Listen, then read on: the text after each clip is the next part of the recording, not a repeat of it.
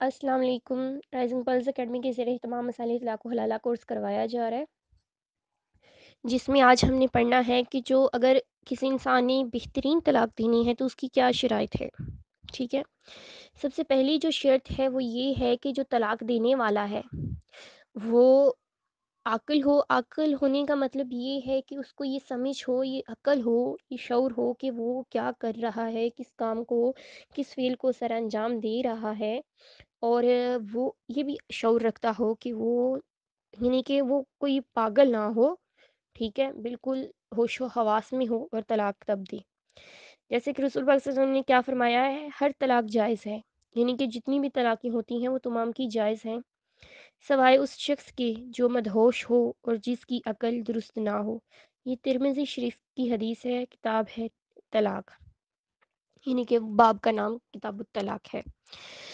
तो क्या है कि हर वो तलाक जायज़ है, सिवाय इस शख़्स की जो मदहोश हो और जिसकी अक़ल दुरुस्त ना हो। यानी कि जब आता है ना, मैं कहीं पे भी बोलती हूँ यानी कि, तो उसका मतलब ये होता है कि ये अब तफ़सीर आगे शुरू हो गई है। तो जो भी इंसान आकिल ना हो, मदहोश हो, उसकी तलाक दुरुस्त नहीं होती। उसके बाद क्या है कि शौहर जब है बीवी को जब तलाक दे, तो बीवी को उस वक़्त तलाक दे जब वो पाकीज़गी की हालत में हो। हैज़ की हालत में तलाक ना दे, बल्कि पाकीज़गी का इंतज़ार कर ले। जब औरत नहा धोकर पाक हो जाती है, तो बग़ैर जमा किए हुए उसको तलाक दे दे। आगे क्या है कि हज़रत अब्दुल्ला बिन उमर रज़ियल्लाहु अन्हु क्या फ़रमाते हैं, हज़रत अब्दुल्ला बिन उमर रज़ियल्लाहु अन्हु ने हालत हैज़ में तलाक दी। तो हुज़ूर पाक सल्लल्लाहु अलैहि वसल्लम को इल्म हुआ, तो आप सल्लम नाराज़ हुए और रुजू का हुक्म दिया और अगले तोहर में बग़ैर मजाहमत के तलाक देने के लिए फ़रमाया। यानी कि सहाबी हैं ये एक अब्दुल्ला बिन उमर। इन्होंने अपनी बीवी को हालत हैज़ में तलाक दी थी। जब रसूल पाक सल्लल्लाहु अलैहि वसल्लम को इस बात का इल्म हुआ, तो रसूल पाक सल्लल्लाहु अलैहि वसल्लम ने इनको वापस से रुजू करने का हुक्म दिया और फिर अगले तोहर यानी अगले माह में हालत हैज़ में नहीं, बल्कि जब वो पाकी की हालत में थीं, तब उनको तलाक देने का रसूल पाक सल्लल्लाहु अलैहि वसल्लम ने हुक्म दिया था। अब बात आती है कि तलाक का इख्तियार किसके पास होता है। ये तलाक देने वाले की अपनी मर्ज़ी है कि वो अपनी बीवी को तलाक दे।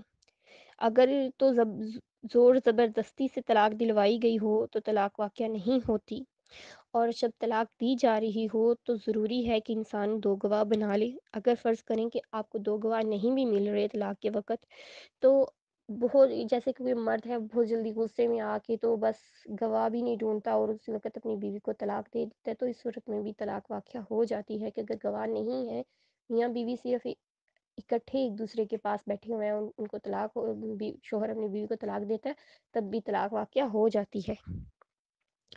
उसके बाद ये भी है कि जो इंसान बालिग होता है, उसकी तलाक ठीक है।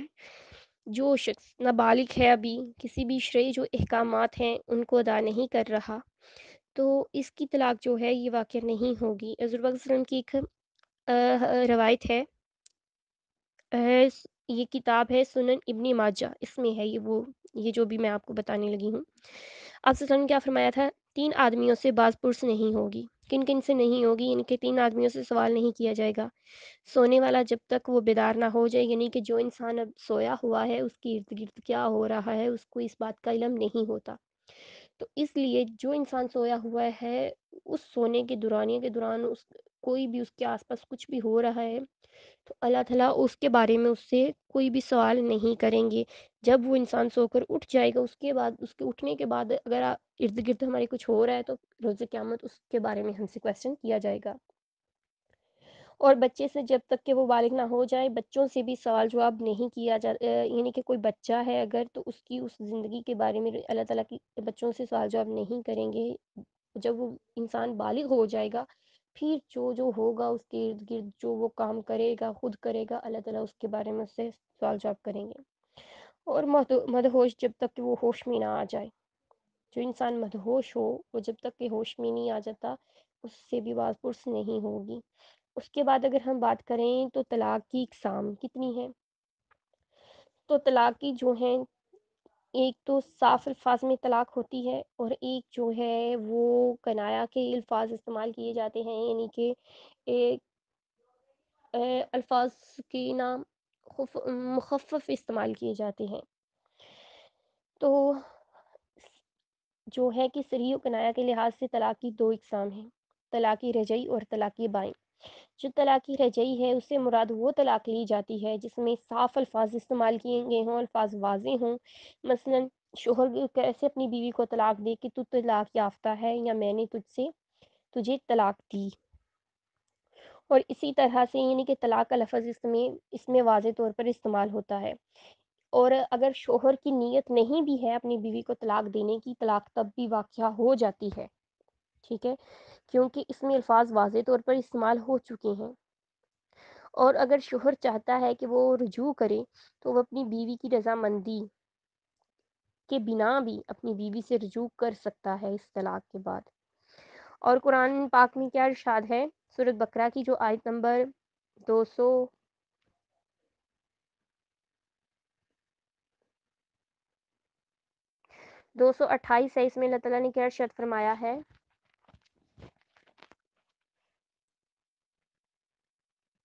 اور ان کی شوہری اسلامی ان کی واپسی کے زیادہ حقدار ہیں اگر وہ اصلاح کا ارادہ رکھتے ہیں، یعنی کہ اگر شوہر صلح کرنا چاہتے ہیں اور آگے زندگی میں اپنی بیوی کو طلاق نہیں دینا چاہتے، تو وہ شوہر ان کی واپسی کی یعنی کہ اپنی بیوی کی واپسی کے زیادہ حقدار ہوتے ہیں۔ اور اس کے بعد کیا ہے کہ اگر عدت ختم ہو جاتی ہے تو جو شوہر ہے، جو اس کی شوہر کی بیوی ہے، وہ کسی اور مرد سے نکاح کر سکتی ہے۔ اگر شوہر نے اس طرح سے طلاق دی ہے، اس نے رجوع نہیں کیا، تو وہ دوبارہ کسی اور مرد سے نکاح کر سکتی ہے۔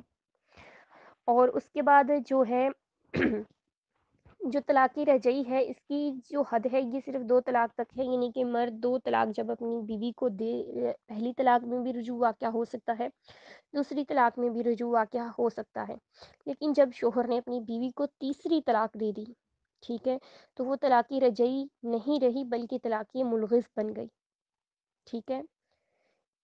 اور جب طلاق ملغز بن گئی تو شوہر اب اپنی بیوی سے رجوع نہیں کر سکتا، نہ ہی وہ تجدید نکاح کا اختیار باقی رہتا ہے اس کے پاس۔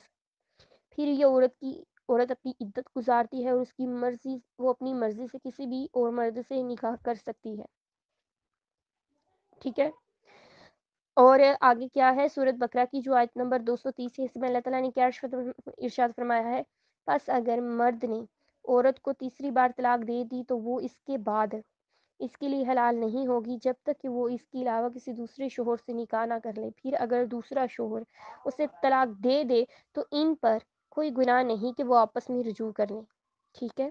آج تک ہم اتنا ہی پڑھیں گے، انشاءاللہ باقی کا جو ہے ہم کل پڑھیں گے۔ طلاق بائن اور طلاق ملغز کیا ہیں یہ بھی انشاءاللہ ہم کل پڑھیں گے۔ تو اگر اس میں سے آپ کا کوئی سوال ہے تو آپ مجھ سے پوچھ سکتی ہیں، آپ کو میں بتا دوں گی۔